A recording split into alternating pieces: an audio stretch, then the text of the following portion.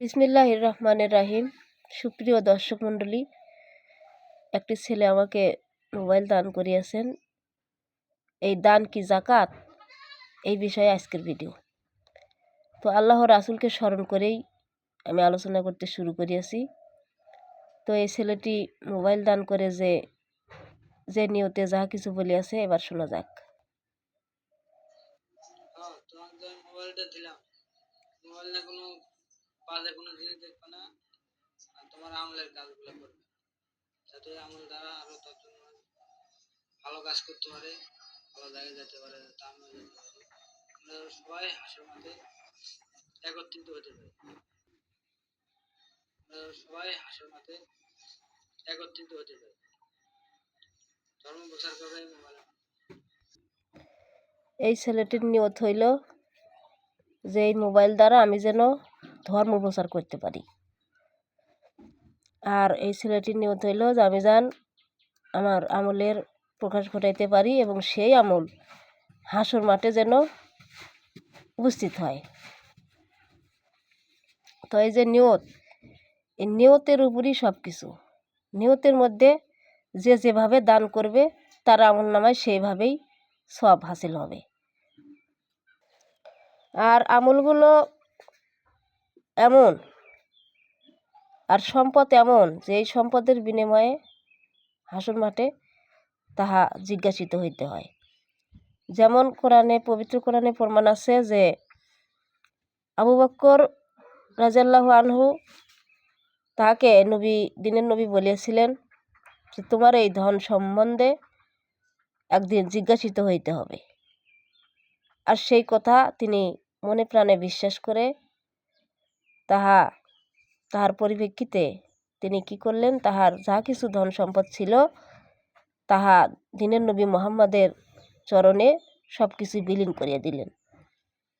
কারণ সে এটা চায় না যে আমার এই সম্পদের বিনিময়ে কাল হাসর মাঠে আমার জিজ্ঞাসাবাদ করিতে হয়। তো এই আত্মশুদ্ধির জাকাত, এই আত্মশুদ্ধির জাকাত সালাতের সাথে সংযোগ করা হয়েছে, সালাতের সাথে বর্ণনা করা হয়েছে। কোরআনে যতবার ওয়াকিমুস সালাত ততবারই ওয়াতুজ জাকাত। তো সালাতের সাথে যেই জাকাতটা বর্ণনা করা হয়েছে, এই জাকাত সম্পদের জাকাত নয়, এই জাকাত হচ্ছে আত্মশুদ্ধির জাকাত। তো এই জাকাত কিভাবে দিতে হয়, যেমন ইতিপূর্বে হযরত আদম আলাইহিস সালামের দুই পুত্র হাবিল কাবিল ছিল, ওই সময় এই জাকাতটা নাজেল হয়েছিল। তারপর দেখা গেল হাবিলের জাকাত আল্লাহর দরবারে কবুল হইল আর কাবিলের জাকাত কবুল হইল না। তার মানে তার নিয়তের মধ্যে গরমিল ছিল, এবং আল্লাহর প্রতি বিশ্বাসী আর অবিশ্বাসীর একটা কথা আছে এখানে, সে আল্লাহর প্রতি অবিশ্বাসী ছিল। এই কারণেই তার জাকাত আল্লাহর দরবারে কবুল হয় নাই। তোমার এই আমল জান বিফলে না যায়। অনেকেই বিশ্বাস করে না যে কোন দিন কোন সময় কিভাবে আল্লাহ সেই জান্নাত দিবে, সেই বিনিময়ে দিবে, প্রতিফল দিবস কোন দিন। কিন্তু কোরআনের সকল বিষয়েরই বর্ণনা আছে, প্রমাণ আছে যে আল্লাহ কি করবে, প্রকাশ হবে কোন সময়, কিয়ামত। ওই যে সূরা হাদীদের 3 নম্বর আয়াতেও প্রমাণ আছে যে আওয়ালু আখিরু জাহিরু বাতিন, আল্লাহ প্রকাশ, আল্লাহ জাহির, আল্লাহ বাতিন, আল্লাহ পূর্বে ছিল, এখনো আছে, এবং শেষ কিয়ামতেও শেষেও তিনি থাকবে। এখন অনেকেই চিন্তা ভাবনা করে যে কোন দিন সেই কিয়ামত হবে। আমরা কত বছর হলে দেখেছি জন্ম হয় মৃত্যু হয় এই পর্যন্ত শেষ, কোন দিন সেই হাসর হবে। আবার অনেকেই ধারণা করে যে হয়তো এই পৃথিবীর সবকিছু গলে যাবি, ধ্বংস হয়ে যাবি, সেটাই মনে হয় কিয়ামত। না, ওটা কিয়ামত। তো কিয়ামত হচ্ছে তোমার একজন মানুষ যখন মরে তখন তার জন্য সেটা কিয়ামত। হ্যাঁ, আর এই কিয়ামতের কথা আল্লাহ বলে। তবে কি কিয়ামতের সবরা, কিয়ামতে কোবরা, উস কিয়ামত, ইয়াউমাল কিয়ামত, এভাবে কিয়ামতের কয়েকটি ক্যাটাগরি আছে। তো কোন সময় কার উপর কিভাবে সেই কিয়ামত নাজেল হয়, সে যার উপর হয় সেই ভালো জানে, আর উপর আল্লাহ ভালো জানে। তো ইয়াউমুল কিয়ামত যেটা, ওইটা হলো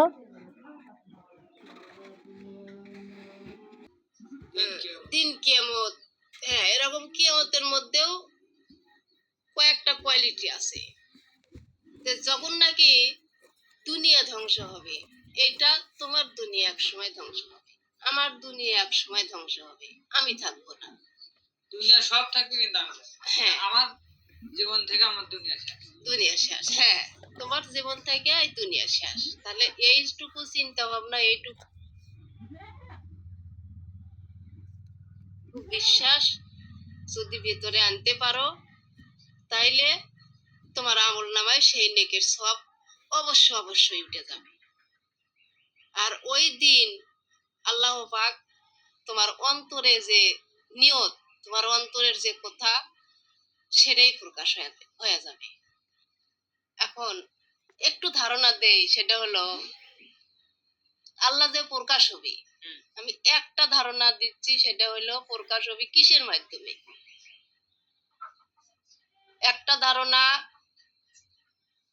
এই যে আইন, আল্লাহর আইন, আল্লাহর কোরআনে প্রমাণ আছে যে যে ব্যক্তি আল্লাহর নিজ দরবার পর্যন্ত পৌঁছিয়ে যায়।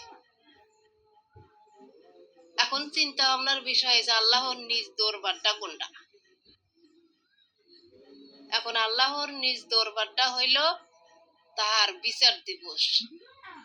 তুমি জীবনে যা কিছু করছাও তার জন্য তোমার প্রতি একটা বিচার দিবস অনুষ্ঠিত হবে। সেই বিচারে যদি তুমি পাপ করে থাকো, তাহলে তোমাকে অপরাধী করে কোন জায়গায় নিয়ে যাব? আইনের ঘরে নিয়ে যাব। আইনের ঘরে নিয়ে যাওয়ার পরে ওই যে সেখানে বিচার। হ্যাঁ, কাস্টরি ঘর আছে, যাকে কয় কাস্টরি। এই কাস্টরি ঘরটা হলো তোমার মিজান। ওইখানে গেলে তোমার অবশ্য সত্য কথা ভালো কাজ যদি আমি করে থাকি তাহলে আমি ভালো জায়গায় যেতে পারবো। হ্যাঁ, আর খারাপ কাজ করলে ওখানে যাও। এখন ওই আইন থেকে যে তুমি জাহান্নামে যাও কিভাবে, সেটা হইলো তুমি যদি অপরাধী হও, তাহলে তোমার কি করলো? হাজতে, জেলে, এই যে বন্ধ করে রাখলো। এখন এই হাজতের ভাব যে কি, যাই খাইছে তাই সে জানে। এর চেয়ে আরো কঠিন তোজক, সেটা হলো ওই যে রিভেন্টের মায়ের। এই জিনিসগুলো কিন্তু বাস্তব। এটা হইলো তোমার আল্লাহ প্রকাশের একটা ধারণা। তো আজকে যদিও অন্য কোনো বিষয় নিয়ে আলোচনা তুলছি না, দুজক ভেস্ত জান্নাত জাহান্নাম এগুলো কি জিনিস, এগুলো নিয়ে পরে আলোচনা দিব। তো যাই হোক, আজকের আলোচনা হলো ইনি যে এই মোবাইলটা দান করলো, এই দানটা আসলে দান নাকি জাকাত, দান এবং জাকাতের মধ্যে মত পার্থক্য কী। তো প্রধান জাকাত ইহাই, যদিও ইহা দান হয়ে থাকে, তারপরেও এই মোবাইল দ্বারা বা টাকা পয়সা ধন দৌলত দ্বারা কখনো আত্মার পরিশুদ্ধি হবে না। আত্মার পরিশুদ্ধির যে জাকাত, সেই জাকাতটা পুরোটাই আলাদা। তো যাহারা খাস নিয়তে, খাস ইমানে দান প্রদান করিয়া থাকেন, তাহাদিগকে আল্লাহ পাক সেই আত্মশুদ্ধির জাকাত দোয়া পর্যন্ত আল্লাহ তার কপালে নসিব করুক। আমি ইহাই প্রত্যেক দানকারীদের জন্য এই দোয়া করি। তো আল্লাহ পাক তার সেই দানটা যেন আল্লাহর দরবারে কবুল করেন এবং সেই দানের বিনিময় যেন তার নসিব করিয়া দেন। আমিন। আজকে আলোচনা হইতে বিদায় নিলাম। ইনশাল্লাহ আগামীতে আবার দেখা হবে। আল্লাহ হাফেজ।